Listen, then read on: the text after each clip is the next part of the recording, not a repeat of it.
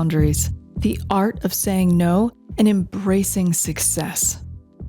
Ever felt like a doormat? Or maybe you've caught yourself saying yes one too many times when what you really want to do is say no?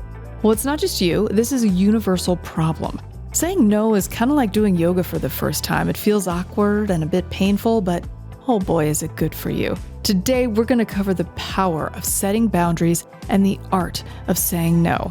If you want to build relationships that feel right and excel at work without burning out, you absolutely can. Imagine a life where saying no feels as good as sliding into your favorite pair of jeans. Boundaries are not walls. They're bridges to better connections. As Warren Buffett once said, the difference between successful people and really successful people is that really successful people say no to almost everything. I never knew success until I learned to set boundaries. It is so freeing and so empowering and absolutely essential if you want to master your own destiny. I have got the strategies and tactics that can help you create a happier, healthier, and more successful life. With my roadmap, you'll go from boundary novice to boundary ninja. Say yes to saying no. Our objectives? Understand why setting boundaries is vital for success. Learn the 7-step roadmap to master the art of saying no. Give you actionable tactics and strategies. Empower you to make immediate changes in your life. Show you how boundary setting can enhance personal relationships and professional growth. The 7-step roadmap to build your boundaries is amazing, and we're going to start off by unraveling the psychology of no. It's a word, but it's also a gateway to freedom, control, and self-respect. All right, here we go. Step 1, identify your values. You've got to know what lights your fire, my friends. Your values are the bedrock of your identity. They're like your personal North Star. So figure out who you are and who you want to be. This is the critical first step. Let's talk about how you do that. List your top values. Grab a pen and paper and brainstorm your top 5 to 10 values. Is it family, creativity, integrity, wealth? Write them down. And then I want you to rank your values. Prioritize them. Kind of like a VIP list for your personal nightclub. Who gets through the velvet ropes first? Then I want you to reflect on alignment. Look at your daily actions. Do they match your values, or are they trying to crash the party? Then create a value statement. Write a personal mission statement that includes your core values. Think of it like your own personal movie tagline. And commit to living it. That's the fun part. You get to live out those values, dress the part, act the part, and become the star of your own show. Step number 2, know your limits. You can't be everything to everyone. Be honest with yourself. You've got basically a credit limit on your energy card. Spend wisely and don't overdraft, or you'll find yourself bankrupt in the U department. Research shows that understanding your limits can actually reduce stress and increase your well-being.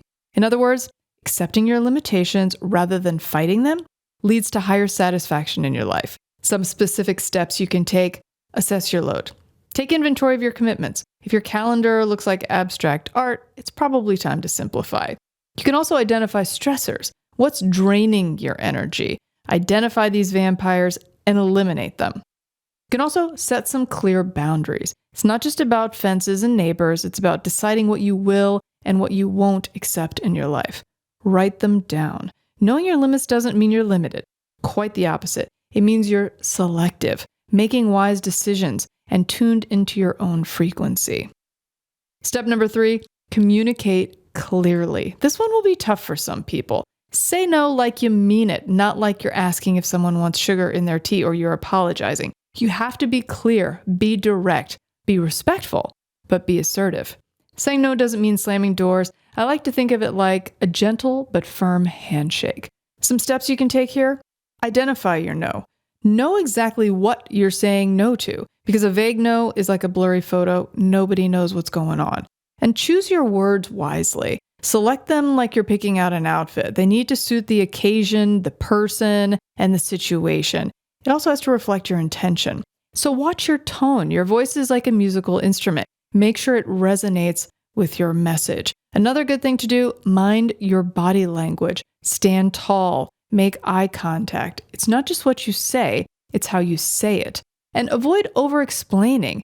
No doesn't need a trilogy to explain it. Keep it concise, like a catchy slogan. No. Step number 4, practice makes perfect. You don't learn to waltz overnight.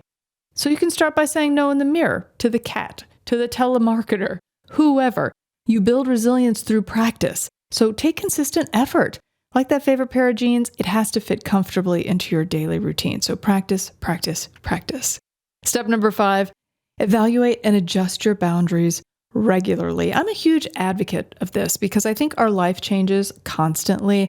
Sometimes even our beliefs, our values, our goals, and what is important to us can change on a dime. So it's important to really reflect and reassess sometimes with visualizations, with affirmations, with goals, and of course, with boundaries. So make sure and keep an eye on them because being adaptable, it's like having a wardrobe for all seasons, and it can really help you get where you want to go even faster. Some specific steps you can take to assess regularly: evaluate your boundaries like you'd service your car. Keep it in your journal, write it down. Once every few months should do it, unless, of course, you have some major life changes. And when you identify those changes, you notice life's a shifting landscape. Recognize what's changed and adjust your boundaries like you'd rearrange furniture in a room to better suit your lifestyle. You can also seek feedback. Sometimes you need a mirror to see clearly or someone else's perspective. Ask for honest feedback from trusted allies. Also, you can experiment and learn. Try new boundaries, like trying on new shoes. Sometimes they fit, sometimes they don't, but that's okay. In the long run, you're going to have a much better idea about what works really well for you. And record your insights. Use your journal. Documenting your thoughts and adjustments can be really helpful and sometimes surprising. Step number 6, prioritize self-care and mental well-being. Self-care is a necessity, not a luxury. It's a daily vitamin, not a chocolate treat. Your mental health is a pillar of success. Be aware of that.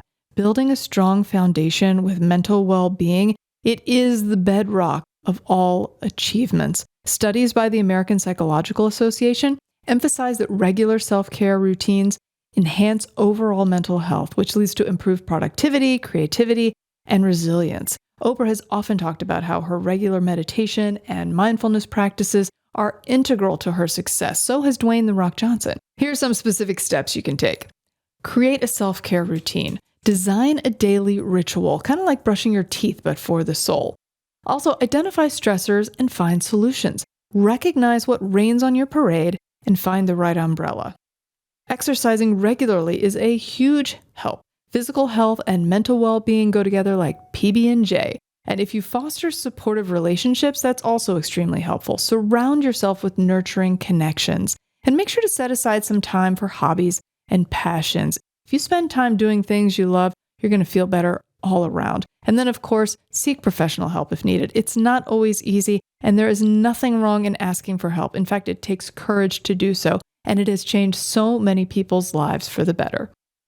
Step number 7, cultivate resilience and embrace failure as a learning tool.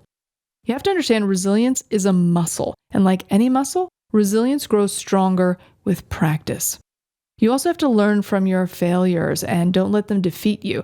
Failure is not a dead end, it's a detour. Look at Walt Disney. Disney was fired from a newspaper for lacking imagination. Talk about irony. His resilience transformed failures into one of the world's most iconic brands. Some specific steps you can take: adopt a growth mindset. Start to see your failures as lessons, like plot twists in your favorite novel. Dr. Carol Dweck's research on growth mindset emphasizes that viewing failures as opportunities for growth fosters resilience and leads to greater success in all areas of life. Another thing you can do, build a great support system. Surround yourself with positive influences. Also, acknowledge the setbacks. Recognize the bumps and bruises. It's like admitting that you've stumbled, but not letting it define you. Another great tip, learn from each failure. Take a little time to analyze what went wrong and what can be improved. It's a fantastic way to level up. You also want to make sure to set realistic and flexible goals and create some sort of resilience ritual. If you establish a daily practice that bolsters your resilience, like a morning mantra or a reflection journal, This is amazing. Check out my podcast on affirmations. It's absolutely perfect for this. And then, of course, I want you to celebrate your progress, not just your successes. Applaud every single step forward, even if it's small. So there it is, your roadmap to building boundaries and learning to say no. Creating this mindset not only helps you be more resilient, but lays such a great foundation for success in personal relationships, professional endeavors, and your overall fulfillment. You possess the tools. Now it's time to say yes to saying no. That's a wrap.